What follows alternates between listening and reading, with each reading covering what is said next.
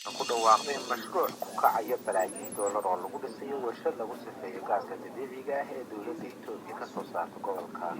shanaad ee Soomaalida Itoobiya kaasi oo loo dhoofin doono dalka Shiinaha. Mashruucaas laga dhisayo deegaanka Dameerjoog ee Jabuuti waxa uu awood u leeyahay inuu sifeeyo ilaa 3 milyan oo tan oo gaas ah sanadkiiba, waxaana mas'uuliyiintu sheegeen inay ka rajo qabaan inay 3 sano gudaheed ay ku gaarsiiyaan ilaa 10 milyan oo tan. khadka telefoonka ee Jabuuti ayaan ku waraystay wasiirka tamarta iyo kheyraadka dabiiciga ee Jabuuti Cali Yacquub Maxamuud. sidaad ogtihiin Itoobiya waa wadan yahay kheyraadka dabiiciga ku manaystay gobolka shanaad ee Itoobiya waxaa laga helay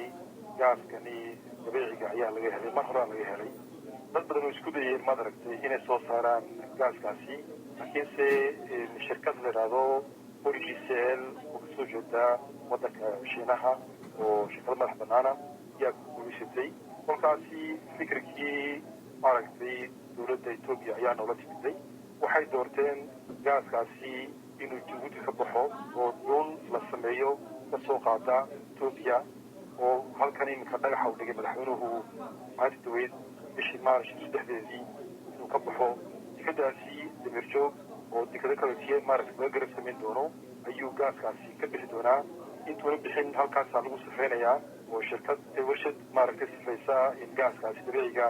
iyo halkaasi laga dhisayaa terminaalkii laga dhoofinayey mashruucaasi waa mashruuc aad u weyn weeyaan oo ilaa 4 bilyan oo dollar ah lacagta Maraykanka inta badan xaggani madaragtay Jabuuti ay geli doontaa oo dhowr kilo warshadoodna oo isla maaragtay warshadihii petrochemicalka ayaa laga samayn doonaa kolkaasi mashruucaasi 3 waddan ka kooban yahay Itoobiya, Jabuuti iyo Shiinaha. marka muddo intee leeg baa lagu dhammaystirayaa mashruucan Dameerjoog laga dhisay? muxuuse yahay mashruuc ma warshad baa mise waa dhuuntaas oo la keenayo toos markabka ku saaraysa gaaska? mashruuc horta wuxuu ku dhamaanayaa 2 sanadood maaragtay gudaheega ayuu ku dhamaanayaa 2018 madaxeygaba hawshii maaragtay in la bilaabo yaan filaynaa inta la dhoofin adduunka loo dhoofin gaaskaasi halkan Jabuuti ayaa lagu sifeynayaa oo warshadii maaragtay lagu sifeynayay yaa halkan laga sameynayaa. marka waxaad wax yar ka hadashaa muhiimadda dhaqaale ee ugu jirta Jabuuti iyo Itoobiya ama labada wadanba. horta Itoobiya waxaan jeclahay kala su'aasha inaad weydiiseen laakiinse iyada maanta shirkadaasi waxay fursad siisay inay Itoobiya soo saari karto kheyraadkeedii ay iibgeyn karto. Jabuutina 2 faa'iido ugu jirta. horta dowladdu waxay ka doontaa waxa la royalties bay ka doontaa dhul kastoo martaba lacagtaasaa laga qaadi doonaa. tan labaad bayna dhawaan dhagax dhigi doonaa. shaqaado badan oo samayn doontaa. 2 sanadood ee lagu dhisayo maaragtay warshadaas iyo tikada lagu dhisayo ilaa 700 qof ayaa ka shaqeynaya. shaqadaasi markay bilaamatana si rasmi u bilaamatana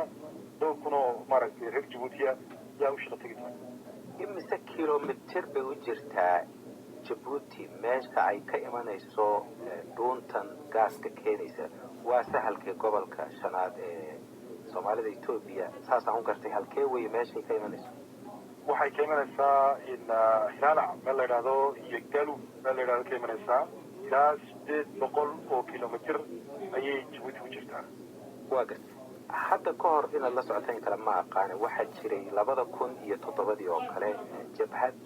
oo in la fiiray ka soo horjeeday Itoobiya in ay weerar ku qaaday meel shidaal laga qodayo shaqaale Shiineys ay joogeen dad badan ay ku dhinteen oo Shiina ay ku jiraan iyo dad Itoobiyaan markaas weerarkaas ay ONLF qaaday waxay ku doodayeen in gobolka ay ka dhacayaan tacadiyo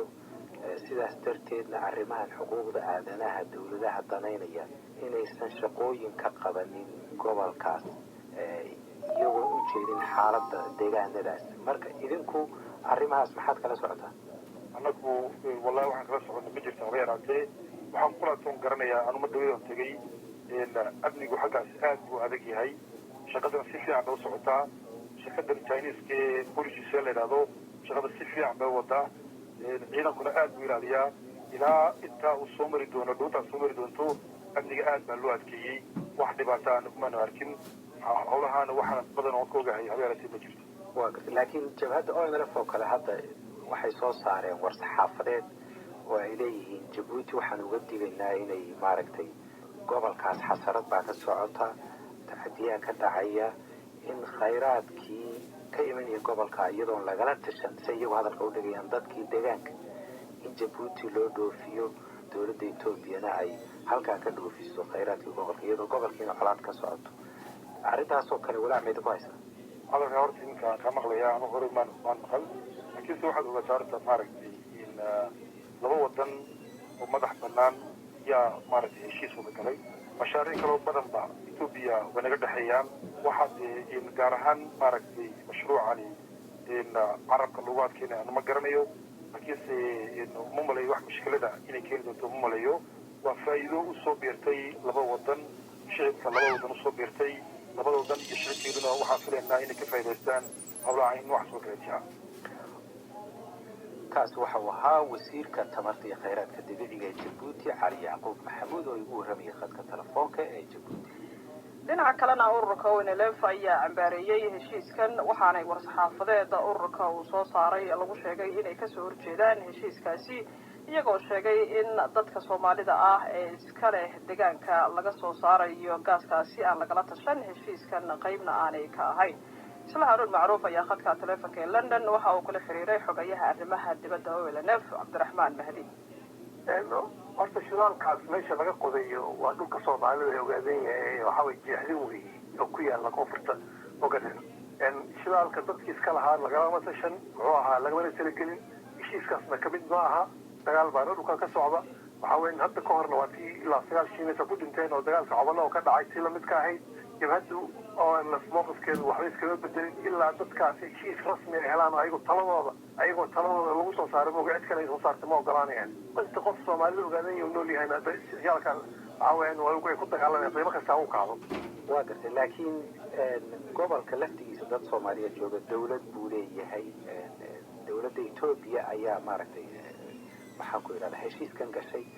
dawladda Jabuuti waxay leedahay laba dawladood oo madax banaan baa heshiiskan galay idinka laftigiina dawladda Ethiopia wada xaajood baad kula jirtaan maxaa dhib ay leedahay haddii laba dawladood heshiiskan galeen waxa weeyaan dawladda Ethiopia annaga xaqeena nooma ogolo namana siin dhulkana annaga iskale namana masijo heshiis kasta ay gasho dhulka ku saabsanna waa void annaga xaqeena waana ku dagaalamayna waana goob dagaal weey adduunkana waa saasoo kale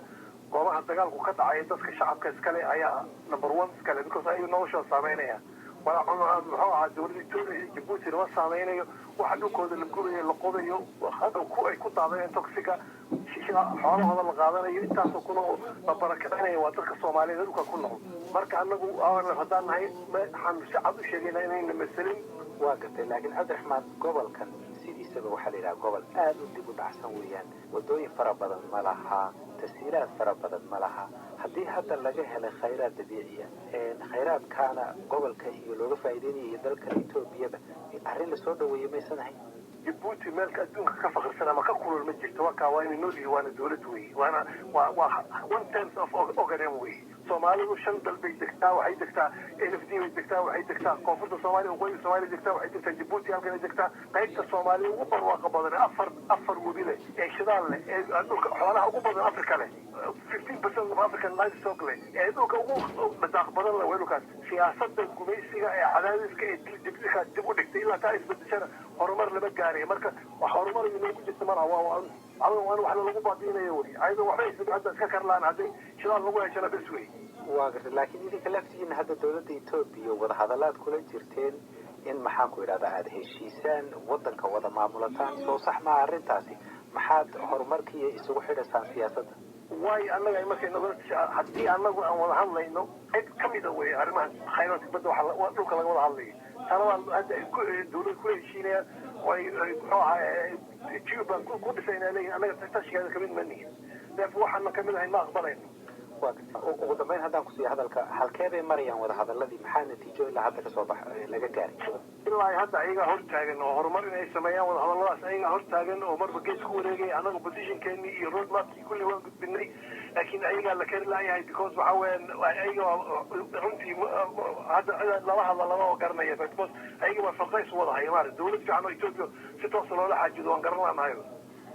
kaasi waxa uu ahaa xogayaha arrimaha dibadda ee ONLF Cabdiraxmaan Mahdi oo isagoo ku sugan magaalada